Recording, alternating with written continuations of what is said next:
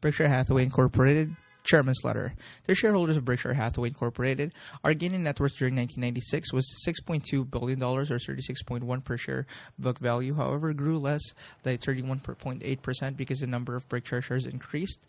We issued stock in acquiring Flight Safety International and also sold new Class B shares over the last 32 years. That since present management took over, per share book value has grown from $19 to $19,011, or at a rate of 33.8% compounded annually. Each Class B share is in economic interest equal to 1/30th of that possessed by Class A share, which is a new designation for the only stock that Berkshire had outstanding before May 1996. Throughout this report, we state all per share figures in terms of Class A equivalent, which are the sum of Class A shares outstanding and 1/30th of the Class B shares outstanding. For technical reasons, we have restated our 1995 financial statements, a matter that requires me to present one of my less than sterling explanation of accounting arcana. I'll make it brief. The restatement was required because Geico became a wholly owned subsidiary of Berkshire on January 2, 1996, whereas it was previously classified an investment. From an economic viewpoint, taking into account major tax efficiencies and other benefits, we gained the value of 51% of Geico we owned at year-end 1995 increased significantly when we acquired the remaining 49% of the company 2 days later. Accounting rules applicable to this type of step acquisition, however, required us to write down the value of our 51% at the time we moved to its 100%. That write-down, which also, of course, reduced book value, amounted to $478.4 million. As a result, we now carry our original 51% of Geico at a value that is both lower than its market value at the time we purchased the remaining 49% of the company and lower than the value at which we carried that 49% itself. There's an offset, however, to the deduction in book value I have just described. Twice during 1996, we issued Berkshire shares at a premium to book value, first in May when we sold the B shares for cash, and again in December when we used both A and B shares as a part payment for flight safety. In total, the three non-operational items affecting book value contributed less than 1 percentage point towards 31.8 year per share gain last year. I dwell on this rise in per share book value because it roughly indicates our economic progress during the year. But as Charlie Munger, Berkshire's vice chairman, and I repeatedly told you, what counts as Berkshire is intrinsic value, not book value. The last time you got that message from us was in the owner's manual sent to you in June after we issued the Class B shares. In that manual, you not only define certain key terms such as intrinsic value, but also set forth our economic principles. For many years, we have listed these principles in front of our annual report, but in this report on pages 58 to 67, we reproduced the entire owner's manual. In this letter, we will occasionally refer to the manual so that we can avoid repeating certain definitions and explanations. For example, if you wish to brush up on intrinsic value, see pages 64 and 65. Last year, for the first time, we supplied you with a table that Charlie and I believe will help anyone trying to estimate Berkshire's intrinsic value. In the updated version of the table, which follows, we trace two key indices of value. The first column lists our per share ownership investment, including cash and equivalents, and the second column shows our per share earnings from Berkshire's operating business before taxes and purchase accounting adjustments. But after all, interest and corporate overhead expenses, the operating earnings column excludes all dividends, interest, and the capital gains that we realized from the investment presented in the first column. In effect, the two columns show that Berkshire would have reported had it been broken into two parts. Year 1965, 1975, 1985, market capitalization per share, $4, $159, $2,443. Pre-tax earnings per share, excluding all income for investment, $4.08, $6.48, $18.86. 1995, $22,088, $258,020. 1996, $28,500, $421,039. Annual growth rate, 1965 to 95, 33.4%, 14.7%. 1 year growth rate, 1965 to 95, 29.0%, 63.2%.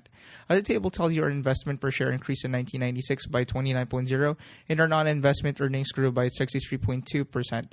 Our goal is to keep the numbers in both columns moving ahead at a reasonable or better at a reasonable pace. Our expectations, however, are tempered by two realities. First, our past rate of growth cannot be matched nor even approached. Berkshire's equity capital is now large. In fact, fewer than 10 businesses in America have capital larger, and an abundance of funds tend to dampen returns. Second, whatever our rate of progress, it will not be smooth.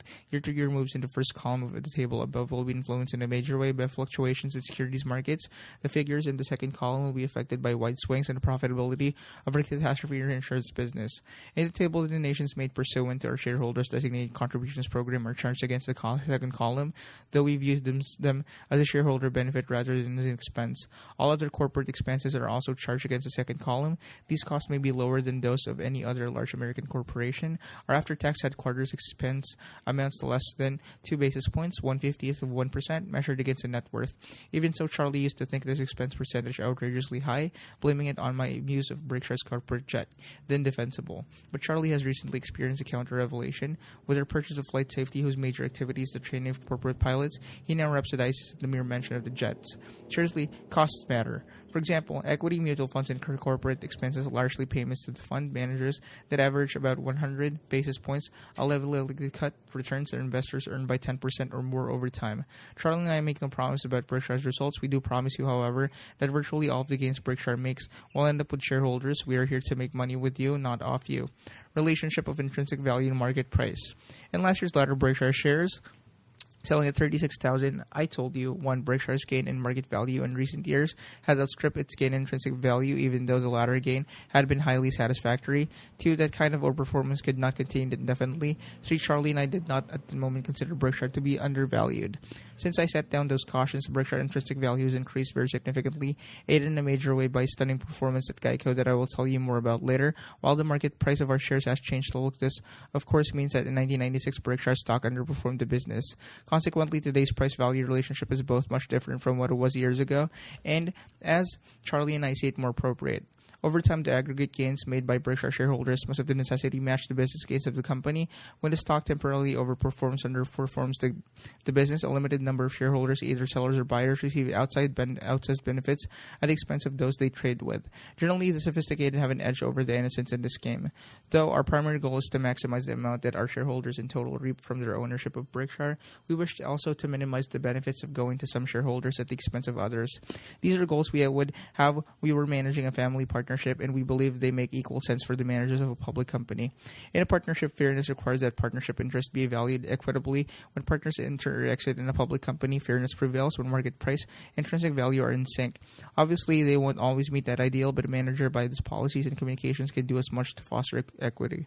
Of course, the longer a shareholder holds his shares, the more bearing Berkshire business results will have on his financial experience, and the less it will matter what premium or discount to intrinsic value prevails when he buys and sells his stock. That's one reason we hope to attract owners with long-term horizons. Overall, I think we have succeeded in that pursuits. Berkshire probably ranks number one among large American corporations in percentage of its shares held by owners with long-term view. Acquisition of 1996. We made two acquisitions in 1996, both possessing exactly the qualities we seek: excellent business economics and an outstanding manager. The first acquisition was Kansas Bankers, shortly KBS, an insurance company whose name describes its specialty. The company, which does business in 22 states, has an extraordinary underwriting record achieved through the efforts of Don Towle. An extraordinary manager, Don has developed first-hand relationships with hundreds of bankers and knows every detail of his operation. He thinks of himself as running a company. That is his attitude. We treasure Berkshire because of its relatively small size. We placed KBS with Wasco, our 80% owned subsidiary, which has wanted to expand its insurance operations. You might be interested in the carefully crafted, sophisticated acquisition strategy that allowed Berkshire to nab this deal. Early in 1996, I was invited to the 40th birthday party of my nephew's wife, Jane Rogers. My taste for social events being low, I immediately, in my standard gracious way, began to invest reasons for skipping the event. The party planners then countered brilliantly by offering me a seat next to me, and I always enjoy Jane's dad, Roy Dinsdale, so I went. The party took place on January 26th. Though the music was loud, why must bands play as if they will be paid by the decibel? I just managed to hear Roy say he'd come from a director's meeting at Kansas Bankers Surety, a company I'd always admired. I shouted back that he should let me know if ever it became available for purchase.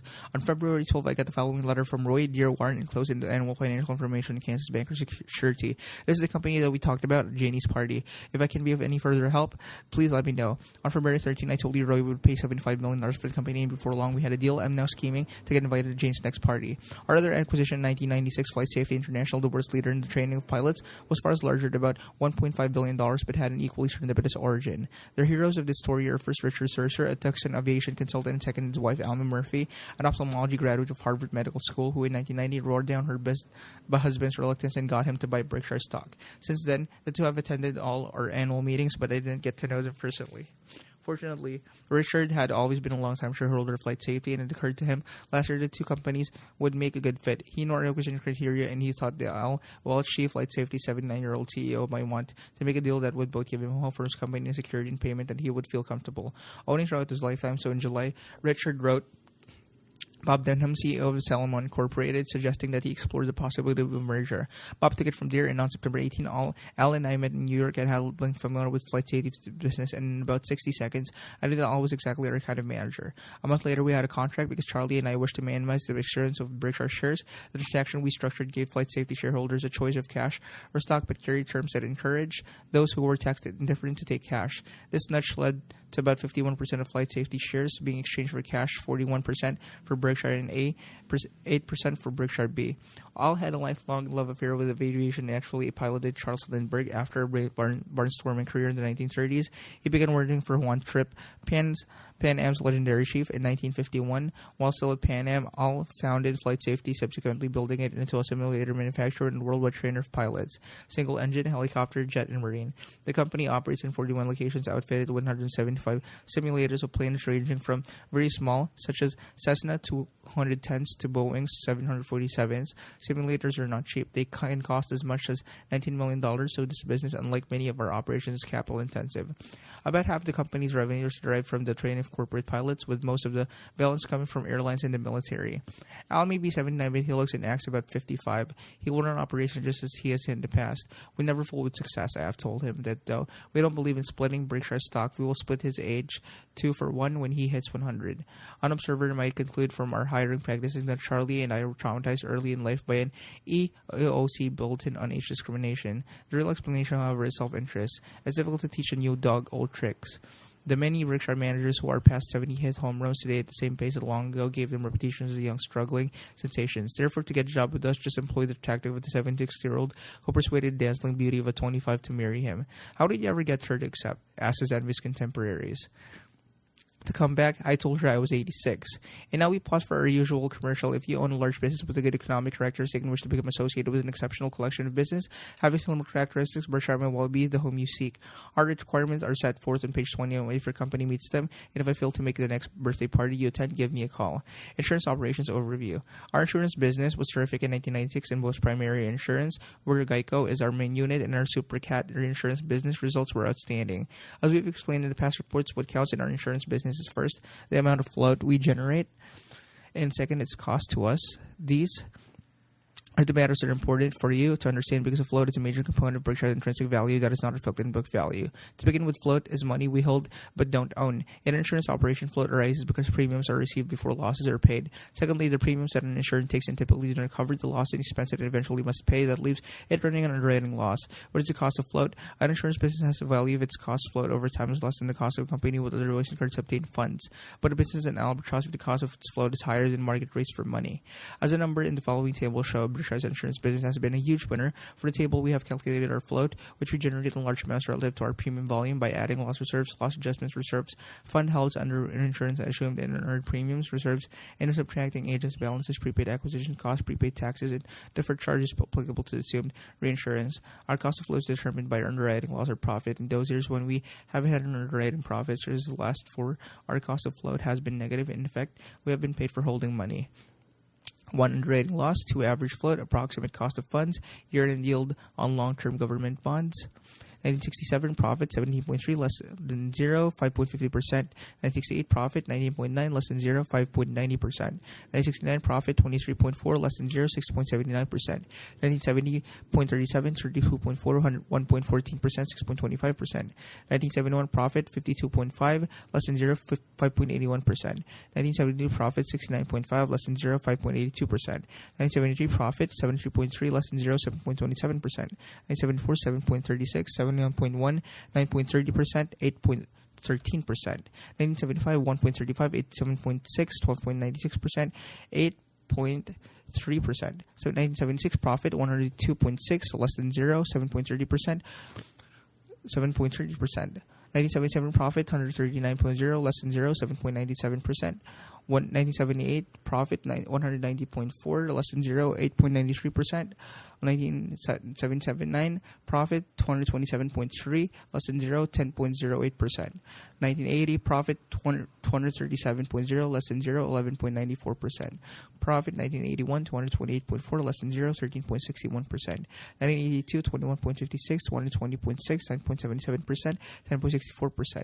1983, 33.87, 231.3, 14.64%, 11.84%. 1984, 48.06, 253.2, 1989.98%, 11.58%. 1985, 44.23, 390.2, 11.34%, 9.34%. 1986, 55.84, 797.5, 7.00%, 7.60%. 1987, 5, 55.43, 1,266.7, 4.38%, 8.95%. 1988, 11.08, 1,497.7, 0.74%, 9%. 1989, 24.40, 1,541.3, 1.58%, 7.97%. 1990, 26.65, 26.65, 1.637.3, 1.63%, 8.24%. 1991, 119.59, 1,895, 6.31%, 7.40%. 1992, 108.96, 2,290.4, 4.76%, 7.39%. 1993, profit, 2,624.7, less than zero, 6.35%. 1994, profit, 3,056.6, less than zero, 7.88%. 1995, profit, 3,607.2, less than zero, 5.95%. 1996, profit, 6,702.0, less than zero, 6.64%. Since 1967, when we entered the insurance business, our float has grown at an annual compounded rate of 22.3%.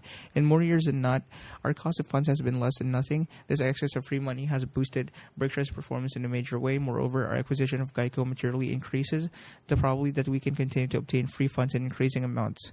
Supercat Insurance. As in the past 3 years, we once again stressed that the good results we are reporting for Berkshire stem and part of our Supercat business having a lucky year. In this operation, we sell policies that insurance and reinsurance companies buy to protect themselves from the effects of mega catastrophes. Since truly major catastrophes are rare occurrences, our Supercat business can be expected to show large profits in most years and to record a huge loss occasionally. In other words, the attractiveness of our Supercat business will take a great many years to measure. What you must understand, however, is that a truly terrible year in the Supercat business is not a possibility. As a certainty, the only question is when it will come. I emphasize this lugubrious point because I would not want you to panic and sell your Berkshire stock upon hearing that some large catastrophe had cost a significant amount. If you would tend to react that way, you should not own Berkshire shares now, just as you should entirely avoid owning stocks if a crashing market would lead you to panic and sell. Selling fine business on scary news is usually a bad decision. Robert Woodruff, the business genius who built Coca-Cola over many decades and who owned a huge precision company, was once asked when it might be a good time to sell Coke stock. Woodruff had a simple answer: I don't know. I've never sold any. In our Supercat operation, our customers are insurers that are exposed to major earnings volatility and that wish to reduce it. The product we sell for what we hope is an appropriate price is our willingness to shift that volatility on our own books. Gyrations in Berkshire's earnings don't bother us in the least. Charlie and I would much rather earn a lumpy 15% over time than a smooth 12%. After all, our earnings swing wildly on a daily and weekly basis. Why should we demand that smoothness accompany each orbit of the Earth makes of the sun? We're most comfortable with that thinking, however, when we have shareholders, partners who can also accept volatility, and that's why we regularly repeat our cautions. We took on some major Supercat exposures during 1996. At mid-year, we wrote a contract with Allstate that covers Florida hurricanes, and though there are not definitive records that would allow us to prove at this point, we believe that to have been the largest single catastrophe risk ever assumed by one company for its own account. Later in the year, however, we wrote a policy for the California earthquake, a story that goes into effect on April 1, 1997, that opposes total loss more than twice that possible under the Florida contract. Again, we retained all the risk for our account. Large as these coverage are, Berkshire's after-tax worst-case loss from a true mega catastrophe is probably no more than $600 million, which is less than 3% of our book value and 1.5% of our market value. To gain some perspective on this exposure, look at the table on page 2 and note the much greater volatility security mix have delivered us.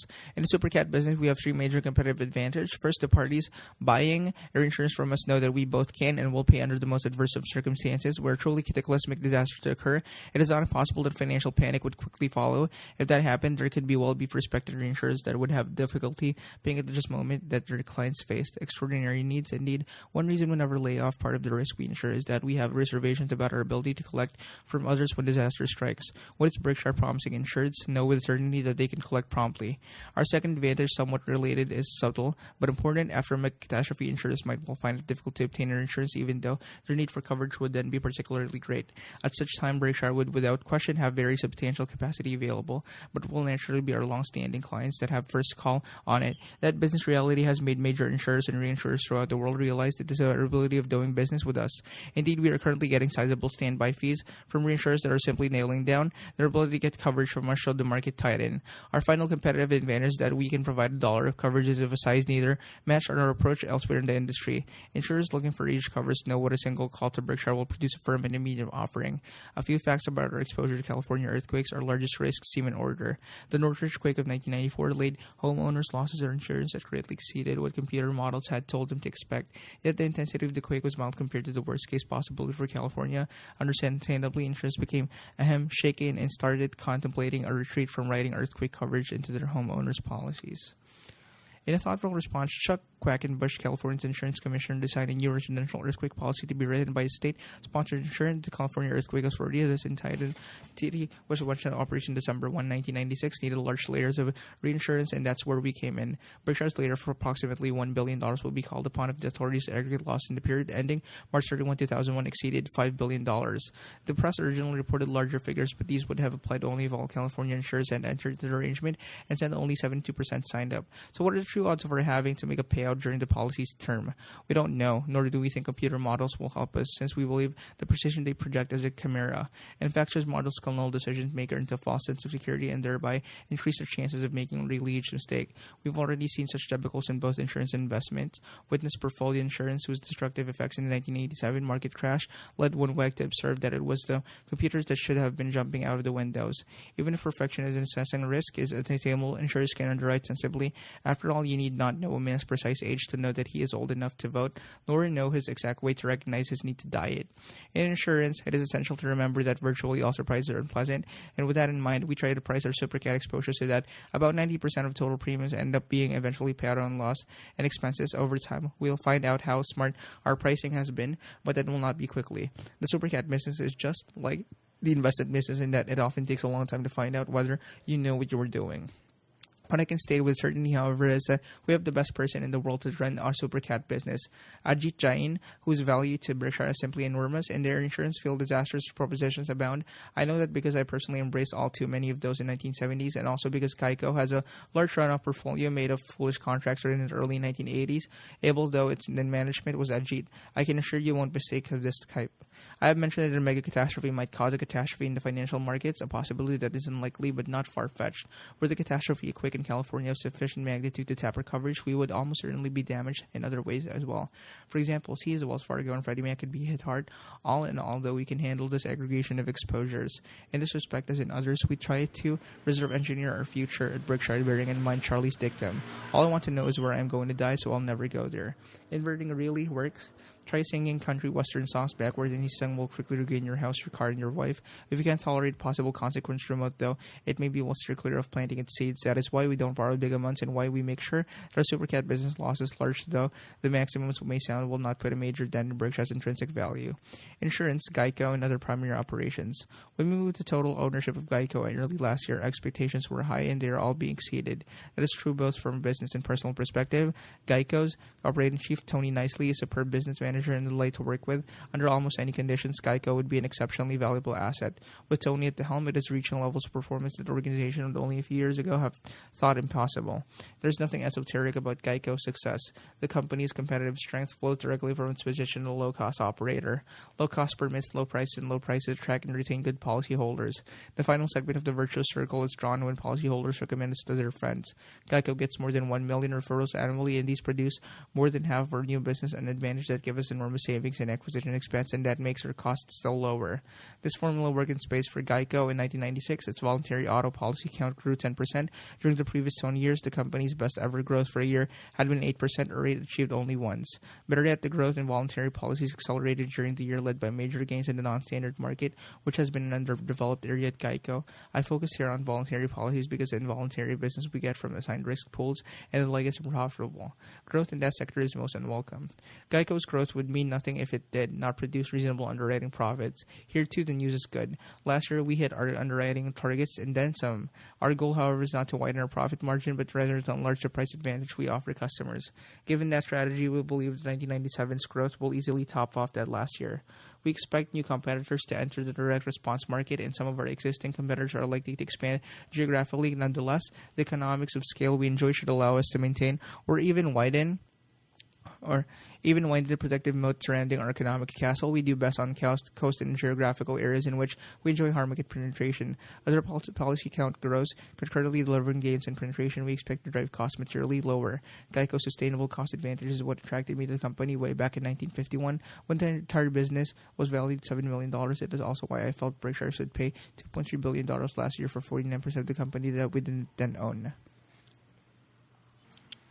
Maximizing the results of a wonderful business requires management and focus. Lucky for us, we have Tony, a superb manager whose business focus never wavers, wanted also to get the entire Geico organization concentrating as he does. We did a compensation plan that was itself sharply focused, and immediately after our purchase, we put one in. Today, the bonuses received by dozens of top executives, starting with Tony, are based upon only two key variables. One, growth in voluntary auto policies, and two, underwriting profitable and seasoned auto businesses, meaning policies that have been on the books for more than 1 year. In addition, we use the same yardstick to calculate the annual contribution to the company profit sharing plan. Everyone at Geico knows what that counts. The Geico plan exemplifies Berkshire's incentive compensation principles. Goals should be 1, tailored to the economics of the specific operating business; 2, simple and characteristic that the degree to which they are being realized can be easily measured; and 3, directly related to the daily activities of plan participants. As a corollary, we shun lottery ticket arrangements, such as options and Berkshire shares, whose ultimate value, which could range from 0 to huge, is totally out of the control of the person whose behavior we would like to infect. In our view, a system that produces quixotic payouts will not only be wasteful for owners, but may actually discourage the focused behavior we value in managers. Every quarter, all 9,000 Geico associates can see the results that determine our profit-sharing plan contribution. In 1996, they enjoyed the experience because the plan literally went off to the chart that had been constructed at the start of the year. Even I knew the answer to that problem, enlarged the chart. Ultimately, the results called for a record contribution of 16.9%, $40 million, compared to a 5-year average of less than 10% for the comparable plans previously in effect. Furthermore, Berkshire we never agreed could work by raising the bar. If Geico's performance continues to improve, we will happily keep on making larger charts. Lou Simpson continues to manage Geico's money in an outstanding manner. Last year, the equities in its portfolio outdid the S&P 500 by 6.2 percentage points. And Lou's parts of Geico operation, we again tie compensation to performance, but to investment performance over a 4-year period, not to underwriting results nor the performance of Geico as a whole. We think it foolish to an insurance company to pay bonuses that are tied to overall corporate results, when great work on one side versus underwriting or investment could conceivably be completely neutralized by bad work on others. If you get bad at 350 at Berkshire, you can be sure you will get paid commensurately, even if the rest of the team bats 200. And Lou and Tony, however, we are lucky to have Hall of Famers in both key positions. Though they are, of course, smaller than Geico or other primary insurance operations, turned in equally stunning results last year. National Indemnity's traditional business had a combined ratio of 74.2, and as usual, developed large amount of float compared to the premium volume over the last 3 years in the segment of our business run by Don Worcester has had an average combined ratio of 83.0. Our home state operation managed by Rod Aldred recorded a combined ratio of 87.1, even though it absorbed the expenses of expanding to new states. Rod's 3-year combined ratio is an amazing 83.2. Berkshire Workers' compensation business run out of California by Brad Kinsler has now moved into 6 other states, and despite the cost of that expansion, again achieved an excellent underwriting profit. Finally, John Kizzer at Central States Indemnity set new records for premium volume while generating good earnings from underwriting. In aggregate, our smaller insurance operations, now including Kansas Bankers Surety, have an underwriting record virtually unmatched in the industry. Don, Rod, Brad, and John have all created significant value for Berkshire, and we believe there is more to come. Taxes. In 1961, President Kennedy said that we should not ask what our country can do for us, but rather ask what we can do for our country. Last year, we decided to give a suggestion a try. And who says it never hurts to ask? We were told to mail the $860 million in income tax to the U.S. Treasury.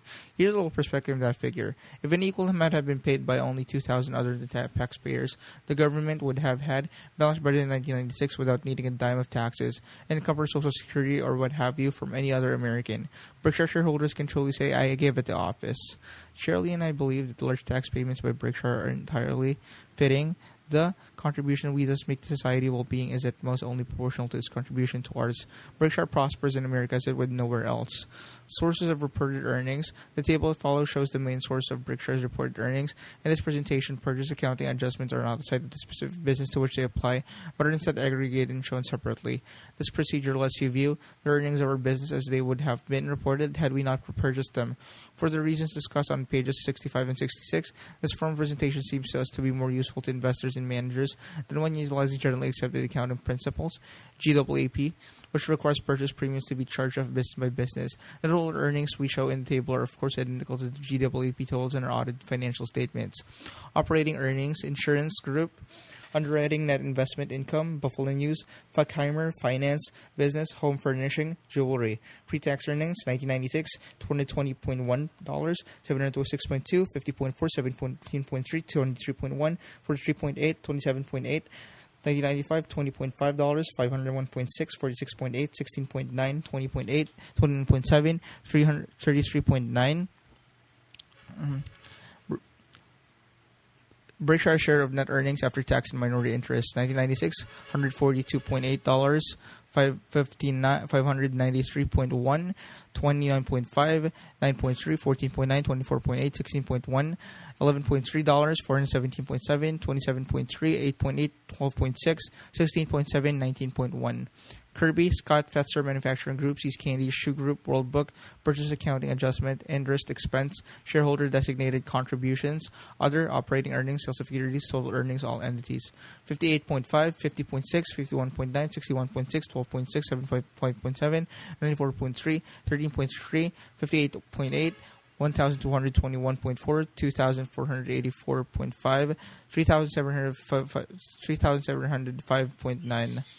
50.2, 34.1, 50.2, 58.4, 8.8, 27.0, 56.0, 11.6, 37.4, 814.7, 194.1, 1008.8, 39.9, 32.2, 30.8, 41.0, 9.5, 70.5, 56.6, 8.5, 344.8, 883.1, 1,605.5, 2,488.6, 32.1, 21.2, 29.8, 37.5, 7.0, 24.4, 34.9, 7.0, 24.6, 100.2, 125.0, $725.2. Before the Geico-related restaurant includes R.C. Wiley from June 29, 1995, includes Halsbergs from April 30, 1995, excludes interest expense of finance business. In the session last year, I discussed three businesses that reported decline in their earnings: Buffalo News, Shoe Group, and World Book. All I'm happy to say records against in 1996.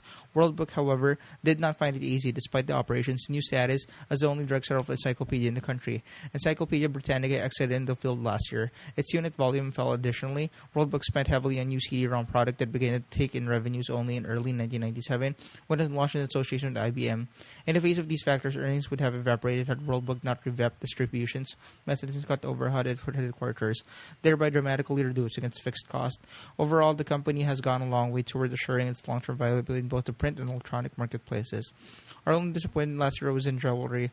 Both times did fine, but Halsberg suffered a material decline in earnings. Its expense levels has been geared to a sizable increase in same-store sales consistent with the gains achieved in recent years. When the sales were instead flat, profit margins fell. Jeff Comment, CEO of Halsbergs, is addressing the expense problem in a decisive manner, and the company's earnings should improve in 1997. Overall, our operating business continued to perform exceptionally, far outdoing their industry forms. For this, Charlie and I thank our managers. If you should see any of them at annual meeting, at your thanks as well. More information about our various businesses given on our pages 36 to 46, where you will also find our segment earnings reported on GWP basis. In addition, pages 51 to 57, we have rearranged Berkshire's financial data into 4 segments on non-GWP basis, a presentation that corresponds to the way Charlie and I think about the company. Our interest is to supply you with financial information we would appreciate or give us if our position were revised. Look through earnings. Reported earnings are a poor measure of economic progress at Berkshire, in part because the numbers shown in the table presented earlier include only the dividends we receive from investees, though these dividends typically represent only a small fraction of the earnings attributable to our ownership. Not that we mind this division of money, since on balance we regard the undistributed earnings of investees as more valuable to us than the portion paid out. The reason is simple. Our investees often have the opportunity to reinvest earnings at high rates of return, so why should we want them paid out? To depict something closer to economic reality, the Berkshire than reported earnings, though, we employ this concept of look-through earnings as we calculate these. They consist of 1. The operating earnings are reported in the previous section, plus 2. Our share of the retained operating earnings of major investees that under GEEP accounting are not reflected in our profits, less 3. An allowance for the tax that would be paid by Berkshire if these retained earnings of investees had instead been distributed to us. When tabulating operating earnings, here we exclude purchase accounting adjustments as well as capital gains and other major non-recurring items. The following table sets forth our 1996 look-through earnings, though I warn you that the figures can be no more than approximate since they are based on a number of judgment calls. The dividends paid to us by these investees have been included in the operating earnings itemized on page 12, mostly under Insurance Group, net investment income. Berkshire's major investees: American Express Company, the Coca-Cola Company, Walt Disney Company, Federal Home Loan Mortgage Corp., the Gillette Company, and McDonald's Corporation. Berkshire's approximate ownership at year-end: 10.5%, 8.1%, 3.6%, 8.4%, 8.6%, 4.3%. Berkshire's share of undistributed operating earnings in millions: $132, $180, $50, $77, $73, $38. The Washington Post Company, Wells Fargo Company, Berkshire share of undistributed earnings of major investees, applicable tax on these undistributed investee earnings, reported operating earnings of Berkshire, total look-through earnings of Berkshire, did not include shares allocable to the minority interest. Calculating average ownership for the year, the tax rate uses 14%, which is the rate Berkshire pays on the dividends it receives. 15.8, 8.0%, 27, 84, 661, 93, 954, 152, $1,522. The 1 does not include shares allocable to minority interest. 2, calculating average ownership for the year. 3, tax rate used 14%, which is the rate Berkshire pays on dividends it receives. Common stock investment. Below we present our common stock investment. Those with a market value of more than $500 million are itemized. 12/31/96. Shares: 49,456,900, 1,024,614,214, 64,246,000, 48,000,000, 30,156,600, 1,727,765, 7,291,418. Company: American Express Company, the Coca-Cola Company, the Walt Disney Company, Federal Home Loan Mortgage Corp., the Gillette Company, McDonald's Corporation, the Washington Post Company, and Wells Fargo Company. Others. Cost: $1,392.7, $1,298.9, 57.0, 33.4, 600.0, 1,265.3, 10.6, 497.8, 1,934.5. Market: 2,794.3, 10,525.0, 1,716.8, 1,772.8, 3,732.0, 1,368.4, 579.0, 1,966.9, 3,295.4. Total common stock: 7,910.2, 27,750.6. Represent tax basis cost, which in the aggregate is $1.2 billion less than GEEP costs. Our portfolio shows little change. We continue to make more money when snoring than when active. Inactivity strikes as an intelligent behavior. Neither we nor most business managers would dream of feverishly trading highly profitable subsidiaries because a small move in the Federal Reserve discount rate was predicted, or because some Wall Street pundit had reversed his views on the market. Why then should we would dream of feverishly trading highly profitable subsidiaries because a small move in the Federal Reserve discount rate was predicted, or because some Wall Street pundit had reversed his views on the market? Why then should we behave differently with our minority positions in wonderful businesses? The art of investing in public companies successfully is a little different from the art of successfully acquiring subsidiaries. In each case, you simply want to acquire at a substantial price, a business with excellent economics and able honest management. Thereafter, you need only monitor whether these qualities are being preserved. When carried out capably, an investment strategy of that type will often result in practitioner owning a few securities that will come to represent a very large portion of his portfolio. This investor would get a similar result if he followed the policy of purchasing an interest in, say, 20% of the future earnings of a number of outstanding college basketball stars. A handful of these would go on to achieve NBA stardom investors take from them would soon dominate his royalty stream. This suggests that this investor should sell off portions of his most successful investments simply because they have come to dominate his portfolio, as akin to suggesting that the Bulls trade Michael Jordan because he has become so important to the team. And studying the investment we have made into subsidiary companies and common stock, you'll see that we favor businesses and industries unlikely to experience major change. The reason for that is simple. Making either type of purchase, we are searching for operations that we believe are virtually certain to possess enormous competitive strength 10 or 20 years from now. A fast-changing industry environment may offer the chance for huge wins, but it precludes the certainty we seek. I should emphasize that as citizens, Charlie and I welcome change. Fresh ideas, new products, innovative processes, and the like, because our country's standard of living to rise, and that's clearly good. As investors, however, our reaction to fermenting industry is much like our attitude towards space exploration. We applaud the endeavor, but prefer to skip the ride. Obviously, all business changed to some extent today. Seas is different in many ways from when it was in 1972. When we bought it, it offers a different assortment of candy, employs a different machinery, and sells through different distribution channels. But the reasons why people today buy box chocolate and why they buy them from us rather than from someone else are virtually unchanged from what they were in the 1920s when the Sea families was building the business. Moreover, these motivations are not likely to change over the next 20 years or even 50. We look for similar predictability in marketable securities. Take Coca-Cola. The zeal and imagination with which Coke products are sold has burgeoned under Roberto Goizeta, who has done an absolutely incredible job in creating value for his shareholders, aided by Don Kyo and Doug Ivester. Roberto has rethought and improved every aspect of the company, but the fundamentals of the business, the qualities that underlie Coke's competitive dominance in Sun economics, has remained constant through the years. I was recently studying the 1896 report of Coke, and you think that you are behind in your reading. In that time, Coke thought it was already the leading soft drink, had been around for only a decade, but its blueprint for the next 100 years was already drawn. Reporting sales of $148,000 that year, Asa Cadler, the company's president, we have not lagged in our efforts to go into all the world teaching that Coca-Cola is the article part excellence for the health and good feelings of all people. Though health may have been a reach, I love the fact that Coke still relies on Cadler's basic team today. A century later, Candler went on to say, just as Roberto could now, no article of like character has ever so firmly entrenched itself in public favor. Sales of syrup that year, incidentally, were 116,492 gallons versus about $3.2 billion in 1996. I can't resist one or more Candler quote beginning this year about March 1st. We employed 10 traveling salesmen by means of which, with systematic correspondence from the office, we covered almost the territory of the Union. That's my kind of sales force. Companies such as Coca-Cola and Gillette might well be labeled the inevitables. Forecasters may differ a bit in their predictions of exactly how much soft drinks or shaving equipment business these companies will be doing in 10 or 20 years. Nor is our talk of inevitability meant to play down the vital work that these companies must continue to carry out in such areas as manufacturing, distribution, package, and product innovation.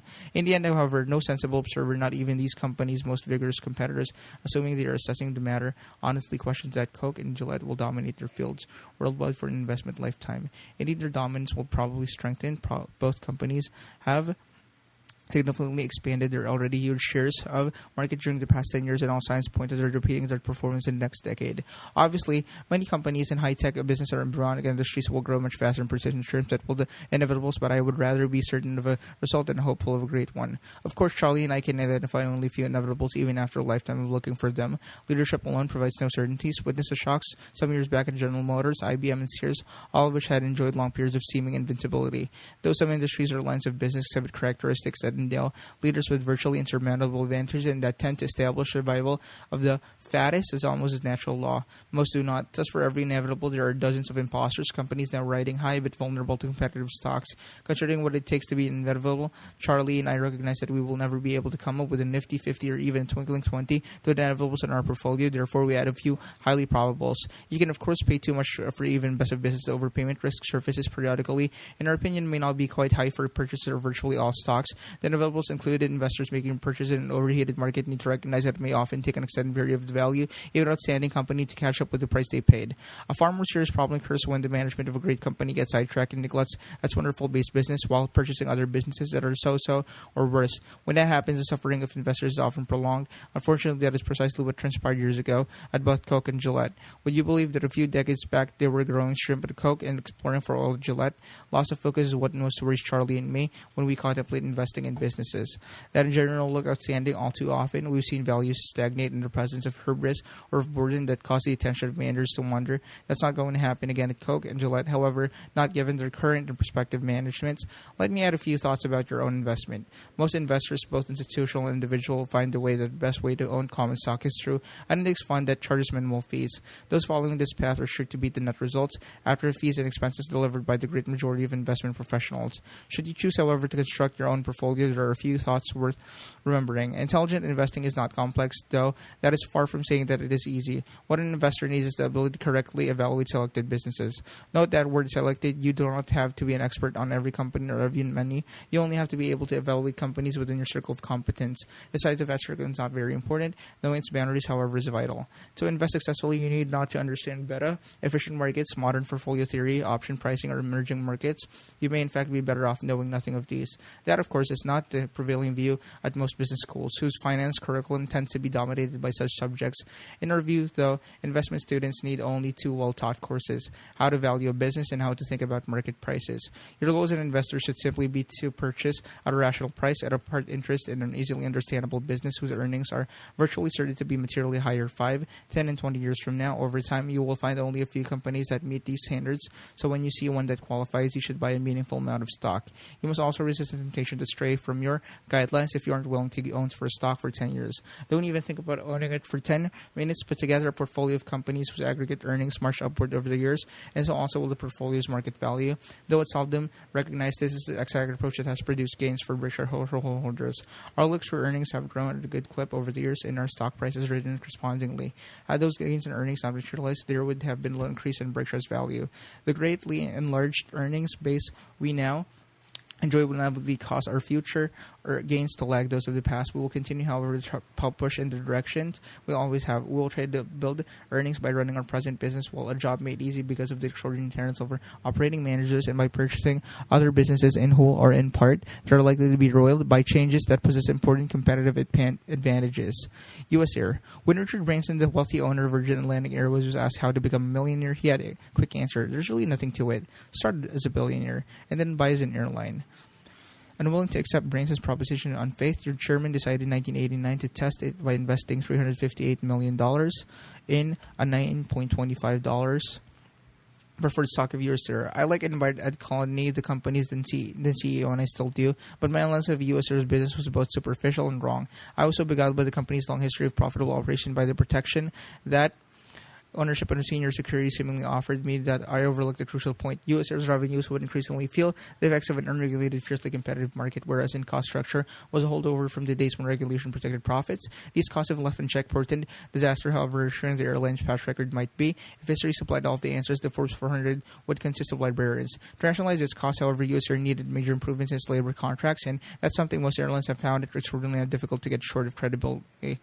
Threatening or actually entering bankruptcy, U.S. Air was to be no exception. Immediately after we purchased our preferred stock, the imbalance between the company's costs and revenues began to grow explosively in the 1990 to 1994 period. U.S. Air lost an aggregate of $2.4 billion, a performance that totally wiped out the book equity of its common stock. For much of this period, the company paid us our preferred dividends, but in 1994, payment was suspended. A bit later, with the situation looking particularly gloomy, we wrote down our investment by 75% to $89.5 million. Thereafter, doing much of 1995, offered to sell our shares at 50% of face value. Fortunately, I was unsuccessful. Mixed in with many mistakes at US Air was one thing I got right. Making our investment, we wrote into preferred contract a somewhat unusual provision stipulating that penalty dividends to run 5 percentage points over the prime rate would be accrued on any are egregious. This meant that when our 9.25% dividend was omitted for 2 years, the unpaid amount compared rates ranging between 13.25% and 14%. Failing the penalty provision, U.S. Air had every incentive to pay rate ranges that just as promptly as it could. And in the second half of 1996, when U.S. Air turned profitable, if indeed began to pay, giving us $7.9 million. We owe Stephen Wolf, the company CEO, a huge thank you for extracting performance from the airline that permitted this payment. Even so, U.S. Air's performance has recently been helped significantly by an industry tailwind that may be cyclical in nature. The company still has basic cost problems that must be solved. In any event, the price of U.S. shares publicly traded securities tell us that our preferred stock is now probably worth its par value of $358 million, give or take a little. In addition, we have over the years collected an aggregate of $140.5 million in dividends, including $30 million received in 1997. Early in 1996, before any accrued dividends has been paid, I tried once more to unload our holdings, this time for about $335 million. Sure, lucky I again failed in my attempt to snatch defeat from the jaws of victory. In another context, a friend once asked me, if you're so rich, why aren't you smart? After reviewing my sort of performance with this year, you may conclude he had a point. Financing, we wrote 4 checks to Salomon Brothers last year, and in each case we're delighted with the work for which we were paying. I've already described our transaction, the flight safety purchase, in which Salomon was the initiating investment banker, and a second deal the firm placed a small debt offering of our finance subsidiary.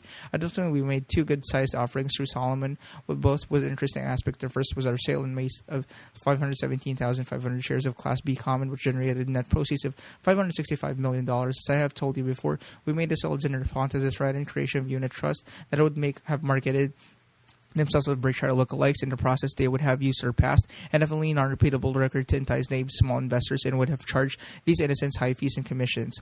I think it would have been quite easy for such trusts to have sold many billions of dollars worth of units, and I also believe that early marketing success by these trusts would have led to the formation of others. In the securities business, whatever can be sold will be sold. The trust would have meanwhile indiscriminately poured the proceeds of their offerings into supply of Berkshire shares that is fixed and limited. The likely result, a speculative bubble in our stock for at least a time. The price jump would have been self-validating that it would have pulled new waves of naive and impressionable investors into the trust and set off still more buying of Berkshire shares. Some Berkshire shareholders choosing to exit might have found that outcome ideal, since they could have profited at the expense of the buyers entering with the false hopes. Countering shareholders, however, would have suffered once reality set in. For that point, Berkshire would have been burdened with about hundreds of thousands of unhappy indirect owners, trust holders that is, and a stained reputation. Our issuance of the B shares not only arrested the sale of the trust, but provided a low-cost way for people to invest in Berkshire if they still wished after hearing the warnings we issued. To blunt the enthusiasm brokers normally have for pushing new issues, because that's where the money is, we arranged for our offering to carry a commission of only 1.5%, the lowest payoff that we have ever seen in common stock underwriting. Additionally, we made the amount of offering open-ended, thereby repelling the typical IPO buyer who looks for a short-term price spurt arising from a combination of hype and scarcity. Overall, we tried to make sure that B stock would be purchased only by investors with a long-term perspective. Those efforts were generally successful. Trading volume in the B shares immediately following the offering, our rough index of flipping, was far below the norm for a few issue. In the end, we added about 40,000 shareholders, most of whom we believe both understand what they own and share our time horizons. Salomon could not have performed better in the handling of this unusual transaction, as investment bankers understood perfectly what we were trying to achieve and tailored every aspect of the offering to meet these objectives. The firm would have made far more money, perhaps 10 times as much, if our offering had been standard in its makeup, but the investment bankers involved made no attempt to tweak the specifics in the direction. Instead, they came up with ideas that were counter to Salomon's financial interests, but that made it much more certain Berkshire's goals would be reached. Terry Fitzgerald captained that effort, and we thank him for the job that he did. Given that background, it won't surprise to learn that we again went to Terry when we decided late in the year to sell an issue of Berkshire notes that can be exchanged for a portion of the Salomon shares that we hold. In the instance, when again Salomon did an absolutely first-class job selling $500 million principal amount of 5-year notes for $447.1 million. Each $1,000 note is exchangeable into 17.65 shares, is callable in 3 years at accreted value.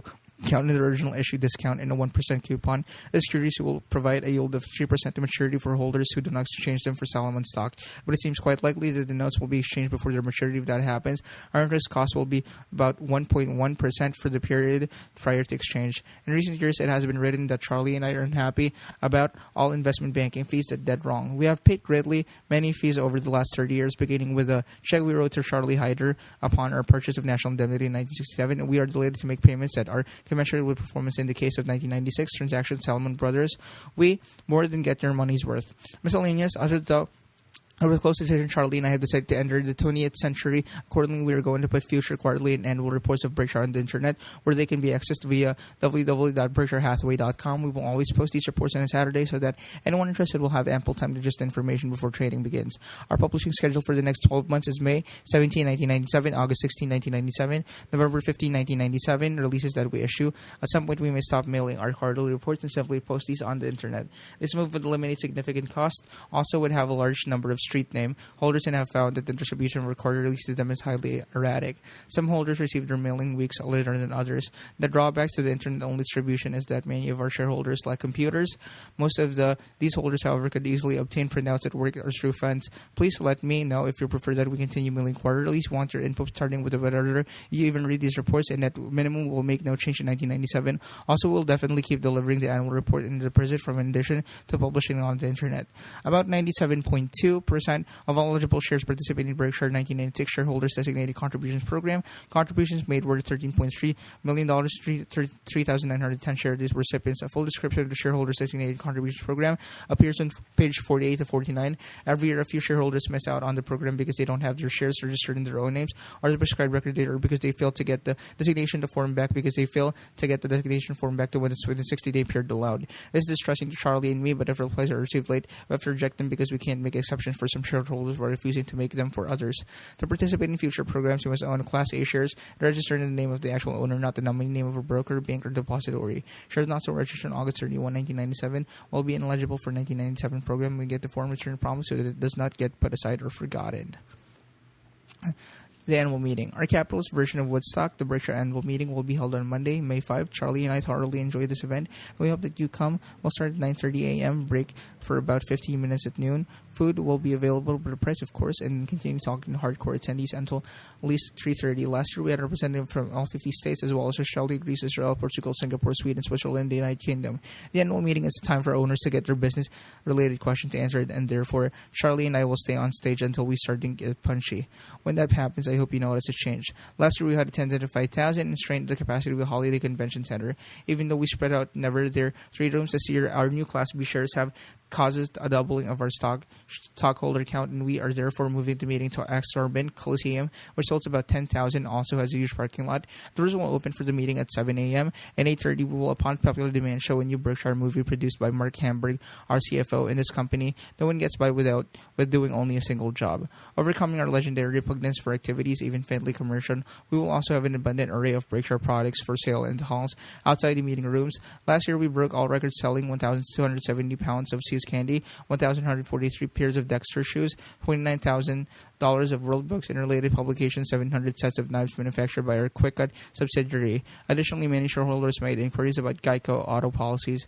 If you would like to investigate possible insurance savings, bring your present policy to the meeting. We estimate that about 40% of our shareholders can save money by insuring with us. We'd like to say 100%, but the insurance business doesn't work that way because insurers differ in their underwriting judgment. Some of our shareholders are currently paying rates that are lower than Geico's. An attachment to the proxy material enclosed with this report explains how you can obtain the card you will need for admission to the meeting. We expect a large crowd, so to get both plane and a hotel reservation promptly. American Express 800-799-6334. We'll be happy to help you with the arrangement as usual. We'll have buses servicing the large hotels, take you from the meeting, and also take you to the Nebraska Furniture Mart, Bordersheim, to the airport after it's over. NFM's main store, located on a 75-acre site about a mile from Exorbitant, is open from 10 a.m. to 9 p.m. on weekdays, 10 a.m. to 6 p.m. on Saturdays, and noon to 6 p.m. on Sundays. Come by and say hello to Miss B, Rose Blumpkin. She's 103 now and sometimes operates with an oxygen mask that is attached to a tank on her cart. But if you try to keep pace with her, it will be you who needs oxygen. NFM did about $265 million of business last year, a record for a single location home furnishing operation. You'll see why once you check out its merchandise and prices. Borsheims normally is closed on Sundays, but will be open for shareholders from 10 a.m. to 6 p.m. On May 4th last year on Shareholder Sunday, we broke every Borsheims record in terms of tickets, dollar volume, and no doubt, attendees per square inch. Because we expect the capacity crowd this year as well as shareholders attending on Sunday must bring their admission cards. Shareholders who prefer somewhat less frenzied experience will get the same special treatment on Saturday when the store is open from 10 a.m. to 5:30 p.m. or on Monday between 10 a.m. and 8 p.m. Come by at any time this year and let Susan Jacks, Borsheims CEO, and her skilled associates perform a painless wallet talk to me on you. My favorite steakhouse, Goretz, was sold out last year on the weekend of the annual meeting, even though it had an additional seating at 4 p.m. on Sunday. You can make reservation beginning April 1st, but not earlier by calling 402-551-3733. I'll be at Goretz on Sunday after Borsheims, having my usual order of T-bone, double order of hash browns. I can also recommend this is the standard fare where Debbie Vozinek, my invaluable assistant, and I go to lunch, the hot roast beef sandwich with mashed potatoes and gravy. Mention Debbie's name and you will be given an extra boat of gravy. The Omaha Royals and Indianapolis Indians will play baseball on on Saturday, evening May 3rd at Rosenblatt Stadium, pitching in my normal rotation. Once throw year, I will start. Though Rosenblatt is normally in appearance, it is anything but. The field is on a unique geological structure that occasionally emits short gravitational waves, causing even the most smoothly delivered pitch to sink violently. I have been the victim of this weird phenomenon several times in the past, but I'm hoping for benign conditions this year. There will be lots of opportunities for photos at the ball game, but you will need incredibly fast reflexes to snap my fastball en route to the plate. Our proxy statement includes information about obtaining tickets to the game. We will also provide an information packet listing restaurants that will be open on Saturday night and describing various things that you can do in Omaha on the weekend. The entire gang at Berkshire looks forward to seeing you. February 28, 1997, Warren E. Buffett, Chairman of the Board.